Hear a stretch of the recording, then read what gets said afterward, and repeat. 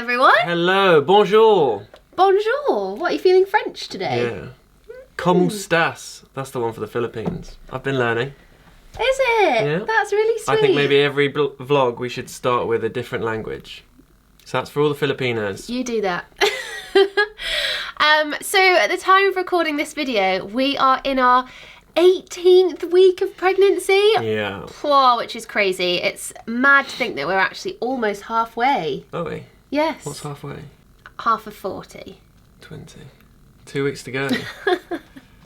The response to our baby videos has been so lovely, and we've had hundreds of questions come through from you all, asking questions like, what are you gonna call it, how have you been feeling, on YouTube and Instagram. So we thought we'd put all of those questions together and do a little bit of a first trimester Q&A. But as most of the questions are directed at me, I'm going to ask them. you can ask them, but you can also... Well, on your behalf. Yeah. We've replied to a few of you on Instagram because that's where we get most of our questions. There's obviously the comments. So I've gone through, collected a load of questions, and I'm going to give them to Megan. But you can also add your input from the guy's perspective. Oh, of course. The partner's perspective. Yeah. This is... 2 people are going through this. I know, you've had a rough 18 weeks. I have, yeah. It's been really hard on your little body. So should we dive straight in? Let's go for it. So question 1. What were your earliest symptoms? I've had this question a lot. Every person who is either trying for a baby or they think they might be pregnant, they end up sort of, you know, Googling loads of stuff like, what are those early signs of pregnancy? Do I have them? And honestly, I didn't have any symptoms when I took the test. So I genuinely didn't believe that I was pregnant at all. Obviously we'd been trying and we just got into the routine of just checking every month, but that particular month I hadn't given a positive ovulation test. No. So either something went wrong or whatever it was, but that particular month I just hadn't given a positive result. We didn't think there was any chance that month. No, we were completely chilled about it all. So I had no symptoms, genuinely didn't think I was pregnant. And then I did the test a few days before my next period, actually. So I hadn't even missed a period yet. And it came back positive, and it was genuine shock. Yeah. Genuine shock. And then once we found out and I knew, I think you become a little bit more in tune with your body. So you start to listen a little bit more to like what's going on.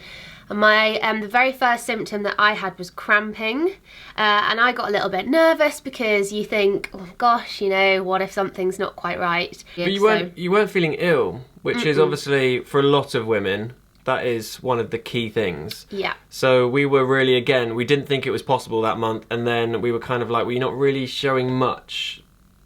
So the cramping was kind of the first sign. Yeah, it was. And I just sort of rode that way for a few days. It was on and off for about 3 or 4 days. But everything else seemed okay. So just kept fingers crossed that it was just my body doing its thing. And then when week 6 hit, I think that's when the symptoms turned up, and it was all about the boobs. It was all about the boobs. They were on fire. I think there's no other way to explain it. And also, again, with the filming, it was at that point we were kind of like, can we hide this? I'm not particularly gifted in that department, should we say. Always had very small boobs. So even the slightest change, it was really obvious. Noticeable. Like really noticeable and really obvious. So the boobs were on fire. So that was the first thing. Bit of cramping, then the boobs. I think the final symptom that a lot of women do feel is tiredness. And again, I was quite lucky in that I didn't. I was the opposite. I actually found that I had a lot of energy. But towards the beginning of the whole pregnancy thing, I do think it's worth saying that, like, obviously everybody's different. Every body reacts completely differently to it all. But I think a huge thing that helped me was lockdown and staying at home. Especially if you felt like a tiny little wave of sickness, you could then go and have a biscuit or a cracker or something that a lot of people, obviously, if we weren't in this environment, we would be at work and in the office. A lot of women don't have that luxury. They obviously just have to kind of ride it out, maybe nip to the loo, do whatever they need to do. But being at home, it was quite easy for you to nip down to the kitchen, have something, and then it just kind of goes straight away. Yeah, I had everything around me, which just made it really sort of comforting and comfortable, and I do genuinely think that helped. But speaking of crackers, that could probably move us on to question 2 quite nicely. Question 2, yeah.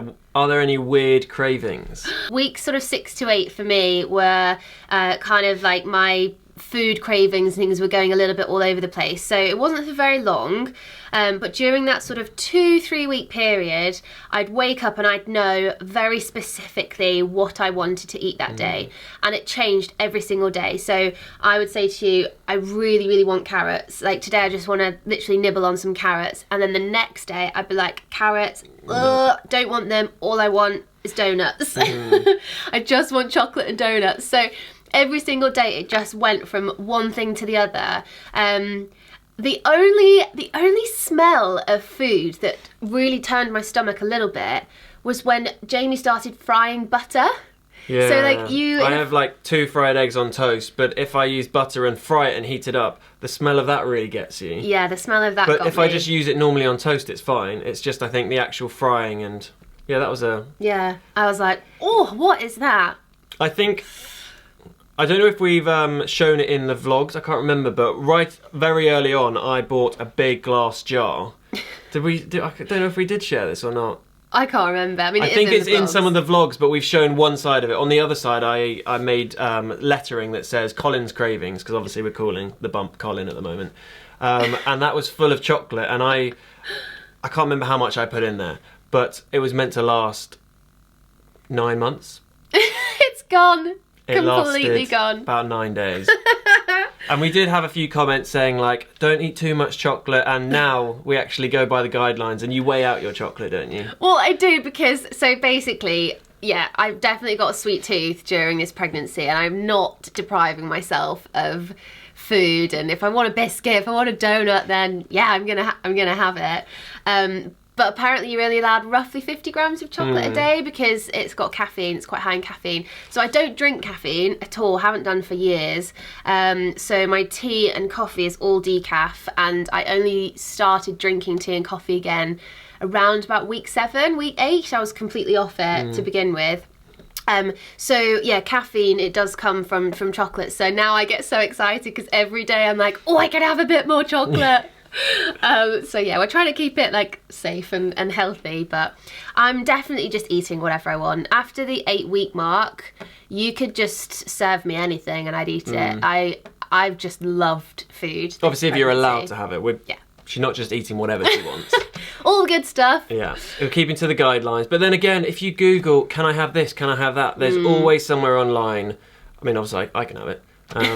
But for Megan, it says, oh, pregnant people shouldn't have this, pregnant people shouldn't have that. So yeah, it is tricky finding out what to go by. So we go by the NHS, because they are great. We just go from that. But no, like, weird cravings, no, I haven't been craving like pickles or ice or anything. My mum wanted ice when she was pregnant, which is quite a strange one. But just food in general, I'm loving now. Like, there's nothing I won't eat. As long as it's safe to eat, I will eat it. Yeah. I adore it. And then in terms of alcohol, so I haven't really drunk for the best part of a year.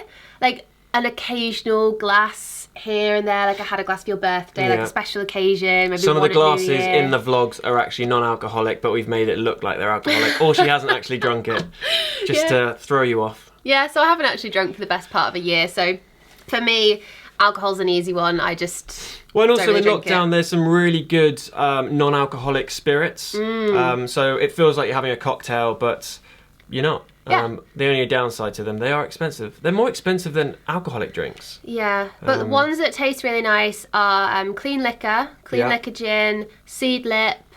We've just recently tried the Gordon's one, which is a bit cheaper, but it's cheaper. fine. Yeah, I didn't used to like Gordon's gin, or the real one. Gin. This is the 0%. Yeah, it's fine. Yeah, it's great. So a few of those are sort of getting me through these summer evenings instead of a glass of rosé. Yeah. But then, yeah, I guess that's it on the food and cravings front. Question number 3. Was it planned? Yes.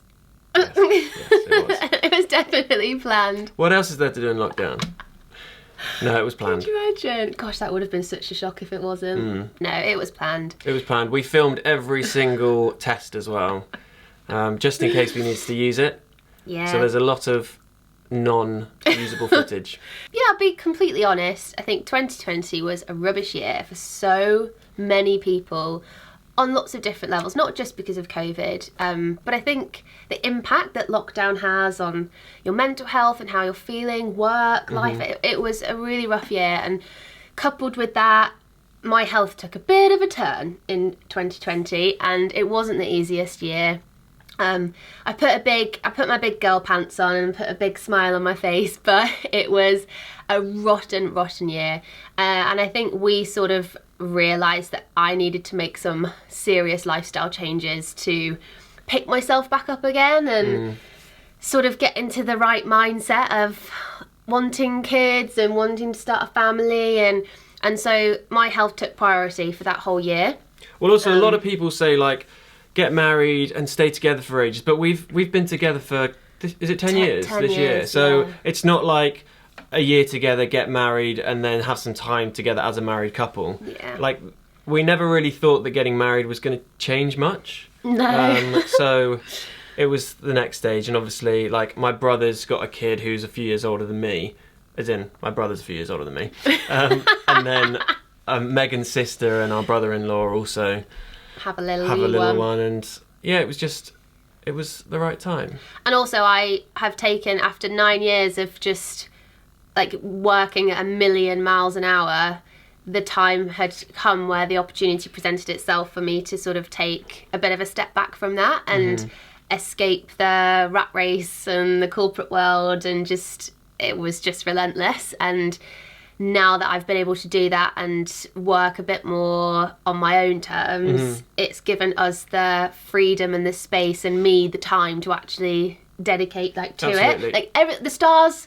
started to align and everything started to sort of piece itself together. And on that, you guys have been a massive help in that sort of in that Yeah. sense. This channel has helped us so much. Yes, we don't earn a ridiculous amount like YouTubers or people think YouTubers do, but it really does help us. And you know, we're a bit more flexible, being able to film what we want, share what we want, all that sort of stuff. So that's, again, with everything else, really helped us to sort of take that step back. Yeah. And we know that it might not last forever. You guys might not carry on watching us. You might get bored of us. It has massively helped. And you know, when we got married, that was such a huge expense for us in 2019. Then we had the honeymoon of our dreams, which was amazing, but obviously that again was really expensive for us. And so after all of that, it was just like, right, let's just take some time to relax, because I think a big thing for me is I'm from a huge family, and you know, we all sort of stand on our own 2 feet and just get on with it. And I wanted to be able to do that for us and our kids in the future, and just have everything sort of lined up ready, like financially as well, for us to sort of be able to do it like comfortably. And thankfully that's kind of happened a bit more this year. So yeah, it was definitely planned, but it wasn't just like, oh okay, let's just start and then see what's what. Like it was almost 2 years in the making of thinking like, not yet. When should we do this? Yeah, we are sensible Sallys. We get picked on for it. We're a bit boring and sensible, but oh well, what can you do? Right, another question. Question 4. How do you feel about weight gain? Honestly, I feel up and down. So one day, I just won't care. I'll just be like, do you know what? My body's doing its thing. I shouldn't be hard on myself. I can't control it. That's the thing. You can't control it. So you kind of just got to go with it. And I've always loved exercise, and I've definitely carried on with that. So I had a really good chat with my GP and my midwife, and they've both advised me what is safe, what isn't, and we've sort of formulated a bit of an exercise plan that I'm really comfortable with, they're really comfortable with, because exercise to me it just gets rid of all my anxiety, all my stress. It's like a really important part of my life. So I've definitely continued that. So yeah, up and down. Other days, I don't know, it's a huge thing that your body's going through, and you look in the mirror every day and you're like, God, I've got that extra little inch there, and I've got that. I honestly don't see it when Megan talks about it. I think you look amazing. You have to say that, but that's very sweet, thank you. But I really don't. Yeah. I think it is part of. I haven't really looked into this, but I would have thought that weight gain is a good thing for the baby. Yeah, of course, and that's another But it's reason. just kind of maybe getting your head round the fact that you are going to be gaining weight. Yeah. Yeah. I mean, I've gained 4 kilos so far. I think that's right. 4 kilos so far. And that's just That's just each boob. It's inevitable. Yeah. I can't do anything about it, so... You're growing a human. I'm growing a human. Which is weird. I still can't get my head around it. I know, it's very, very strange. That's actually, it's worth mentioning that, because in the first trimester, you don't have a scan until, if you go through your hospital route, so for us it's the NHS, you don't get a scan until 12 weeks unless you pay to go private. We did actually go for a slightly earlier scan just because I didn't have strong symptoms. I was quite anxious and concerned that... We weren't sure you were actually pregnant. We were just a bit like... couldn't believe it. Is this happening?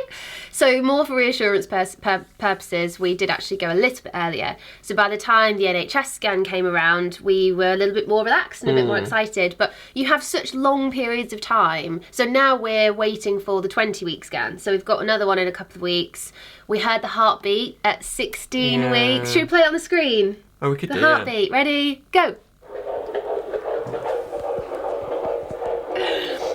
So that was quite nice. So you do get these moments of reassurance throughout the pregnancy, but then the period of time in between, you're just waiting. You're just literally waiting. I think you can go for some extra scans. There's things like the 4D scans, which people have spoken about. I'm not that keen on them. I think they're a little bit too... It's too weird that you can literally see their face structure and already kind of see what they're going to look like. That's just your opinion, though. Oh, Like, some people love it, and absolutely. that's For me, I just find it a little bit too... I still can't get my head around that there's a human inside a human. I know it's biology, it's been happening for millions of years, but I still can't. When was your birds and the bees class? Next question is, what have you been buying for the baby? Short answer is not a lot. No, I don't think we have. In fact, probably one of the only things we ever bought was actually about 3 years ago. Oh, yeah. Actually, I don't have that here. Where is it? Do you want... Okay, hold on. She's off again. Okay, sorry, I'm back. Yeah, so not a lot. Friends and family have started buying us little things. We've cleared the nursery downstairs. Yep. So got rid of our bunk beds. Got rid of the bunk beds. Oh, it makes me so sad. I love those bunk beds. But we've cleared out all the furniture, ready to start on the nursery. But was it about 3 years ago? Yeah, 3 years. I think, were we in Clapham Junction? So it must have been more than that, because we've been almost here 3 years. Maybe 4 years. 4 or 5 years ago. We went into a shop and we were walking around and we saw a really cute baby grow. I mean, it just needs a little bit of context as to why we just desperately wanted to buy it. Yeah, so again, in some of the videos I've explained, I absolutely love pandas. And you've probably seen sometimes she's in the back of our videos on the bed.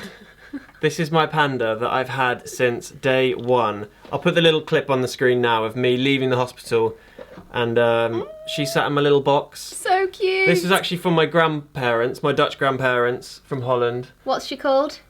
Panda. Original name. But yeah, they got me this years ago. So actually, when we told Oma and Opa that we were having a baby, they went and bought a panda for the little one. Yeah. And I've always wanted to just get one picture of a new one of these with me, and then, this one with me, and then the new one with the baby. Yeah. So I ordered one online. It took me ages to find out it's the exact same one. Well, I thought it was going to be exactly the same. It's a smaller version. It's like slightly but it is smaller. identical. So mine used to be fluffy like this. It's got the same. Look at the labels. Same tags and labels and all that sort of stuff. But it's a smaller version. It's got a rattle. Bought from America.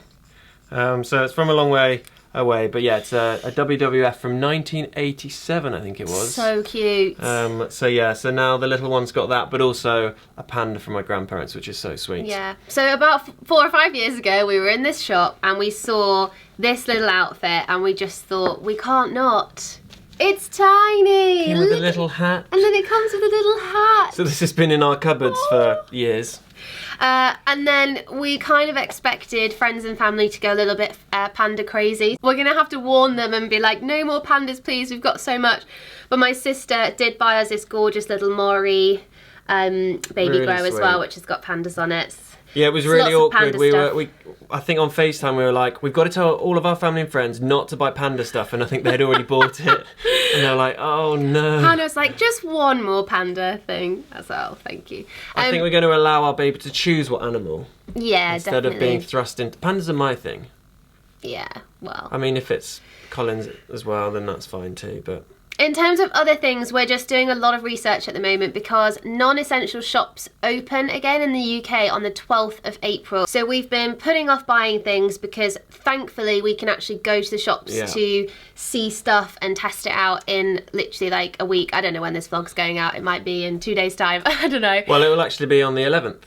So tomorrow the shop's open. Oh, of course, yeah, tomorrow. Great. So we can go to the shops. Because actually some of our friends actually are having a baby in May time. They had to do all of their baby buying via like a FaceTime call. All virtually, I mean, it must have been pretty hard to do that. We want to obviously go into the shop, test a few things out, because we have been doing a lot of research. We have, and it's definitely been more on the techie side of things. So Jamie has completely taken over all things baby tech. Yeah, I'm subscribed to a guy called Dadverb, and I think another one which is Dad Universe, and they do amazing baby reviews of all the tech. Well, in fact, everything. Baby product reviews. Yeah, exactly. They don't review babies. No. So yeah, there's loads of products that we've been looking at, but there is a shop just nearby, so hopefully we'll go to, what are they called, Bella Baby? Bella Baby.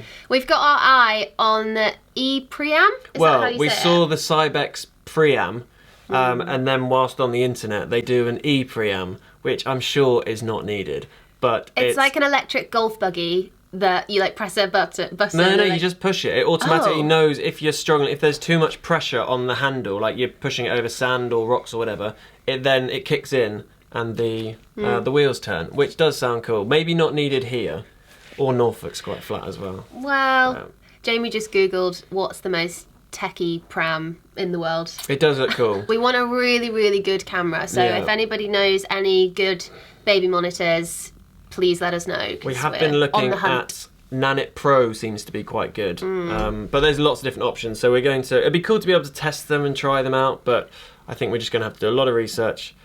And the only other thing that I've got my eye on that I really want to go and have a look at on the 12th is a baby carrier from Bjorn. I mean, actually, I showed it to Jamie thinking he was going to hate it because the pattern is quite loud. Well, it's leopard print. You were loving the leopard print. Megan was like, we might have to get two so she could have a leopard print and then a dark one just for me. I was like, I would rock the leopard print. So you're all for the leopard print. So I think we're just going to go... Absolutely. Leopard print. And I think the pram was like a rose gold. Yeah, everything's just a little bit funky. A bit feminine. Love it. There is honestly so much out there. I'm already overwhelmed and I haven't even started. I've watched so many videos and each one says this is the best, this is the best. So if you have any recommendations, please let us know. Yeah, we don't want to go crazy. I think you can overbuy for your first. Oh yeah, we made a list of all the things that could be nice to have. Yeah. And it was really quite long. So much. I mean, we got a lovely child's farm delivery the other day for bath time, which we're really excited about because I've heard amazing things about those products. So excited to use those too. Next question Next question, what was the hardest week? Hardest week,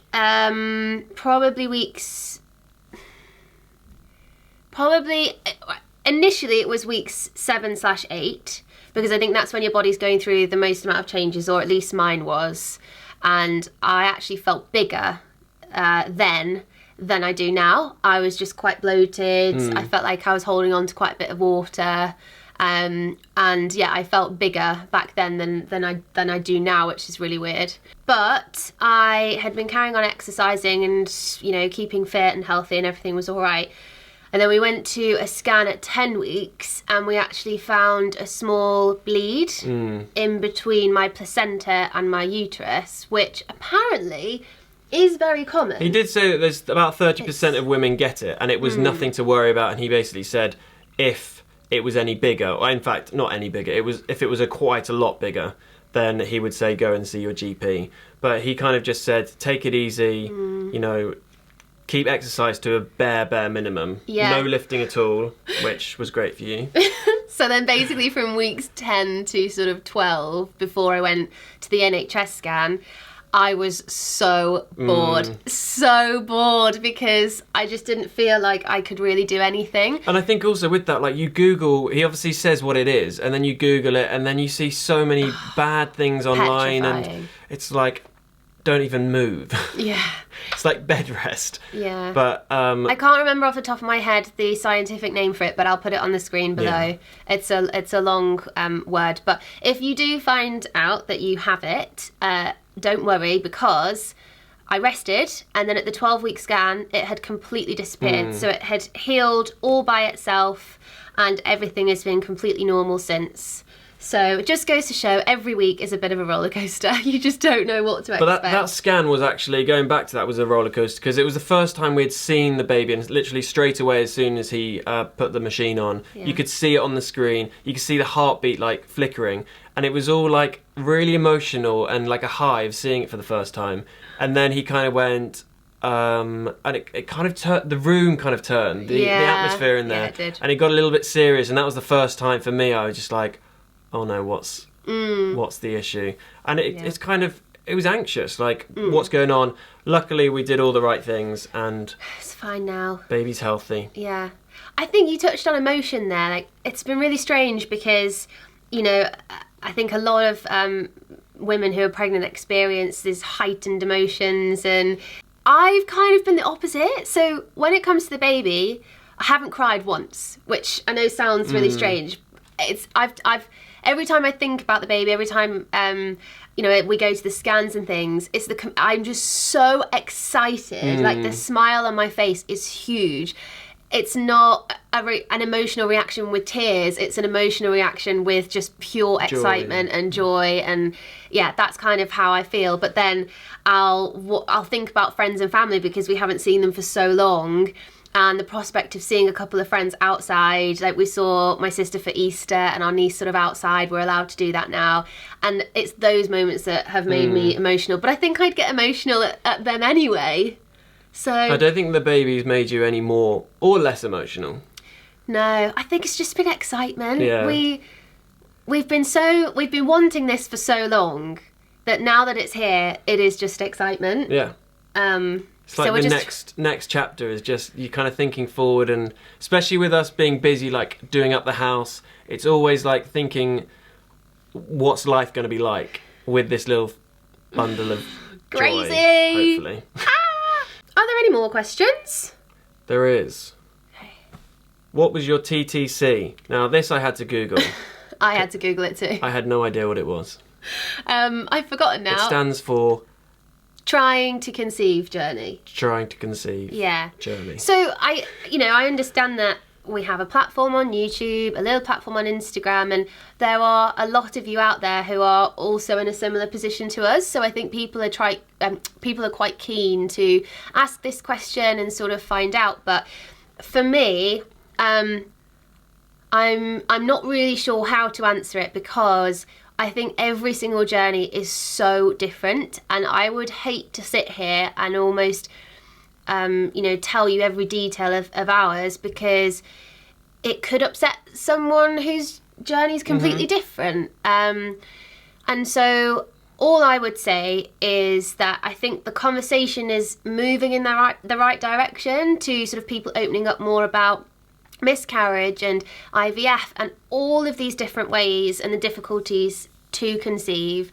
I just think we all need to keep that conversation going, because in those first few weeks when I had the really bad cramping and then we had the bleed, you constantly worry that you're going to lose the baby or something's going to happen, and it really is quite a stressful time, and there are a lot of women out there who have gone through an awful lot, and I just think everyone's journey is different. But as we touched on before, ours wasn't a spur of the moment decision. We've been waiting on this for years. So yeah, everyone's different, but just good luck to everyone, and just send everyone so much love, I guess. And I don't know if we need to touch on it or not, but it's obviously, we've shown in other videos that we get a lot of questions like, when are you having babies, like what's your plan, all of this sort of stuff. And it is such a nice question, and everyone means it in a nice way. Yeah. I think sometimes, I don't think, not for us, but there will be other people who might be struggling or have been trying for years, and what is a very normal and nice question can kind of be taken the wrong way on every circumstance. So just keep in mind when you do ask those sort of questions, they are obviously very personal. Yeah. For us, we were fine with it. Okay, let's lift the mood again. Yeah. Fun questions. Fun questions. Consult your list. Have you decided on a name? Names. Names. Do you want to take this one? What do we know so far? We obviously don't know if it's a boy or a girl, so it doubles our work, which isn't what I like to do. I like to do as minimal amount of work as possible. But yeah, we've got to come up with 2 names. 4 names, because of middle names as well. Oh, gosh. But we have kind of got a list. Again, a lot of you will know we've done the online form, which is amazing. There's like so helpful as well. Yeah, over 300 names on there, and some people put names and then like the meaning and what it would mean to us. So sweet. It's really nice. We love it. We can't actually believe that many people have done it, but we will explain those names at some point. I think we should maybe do a separate baby name video, like ones that we like but won't be using. And also go into like what the average of all of you have gone for. And I actually think that would be, there's something in maths where if you ask enough people, the average will be very close to the actual answer. That would be so fun. We should definitely do that. Sorry, but back to the names, we digress. We've got quite a strong contender for a girl's name. Yep. I would say that is... We're pretty set. Pretty set. I mean, we loved it. We've loved it for quite a while, and we still love it now. We're just hoping no one takes it in the meantime. Yeah, so I think we're almost there with a girl's name. With a boy's name, I'd say we have 2 that we like at the moment. For first names, yeah. Yeah. Middle names are a bit easier. I think it'll probably just be a family name as the middle name, won't it? The first names... For boys, it's really hard. So hard. And I know that people say as soon as you see your baby, sometimes then you'll know if you had 2 nice names that you like, what does he look like? I think for me, the name criteria, there's like a couple of tick boxes. One is that it has to be sort of spelt like universally almost. Easy to spell. Easy to spell. I'm not going to be changing like traditional spellings of names. I mean, again, I think everyone's getting quite unique with names these days, aren't they? Well, yeah, but again, that sort of question is, what is normal and traditional for the time? Yeah, like exactly. In 20 years' time, some fancy name will actually be the norm. Yeah. Whereas now it's the trendsetters. Yeah. But yeah, with names, just on a side point of that, I got called Jeremy Corbyn this week. You did. Jeremy Corbyn. For those of you watching from beautiful countries afar, for context, Jeremy Corbyn used to be the leader of the Labour Party here. So he used to be like the leader of the opposition. You've got your Boris Johnson, and then the other side was Jeremy Corbyn. And because I mumble, I must do on the phone, and I say Jamie Colvin. I've had it twice in my life, and they're like, so that's Jeremy Corbyn. And I'm like, no.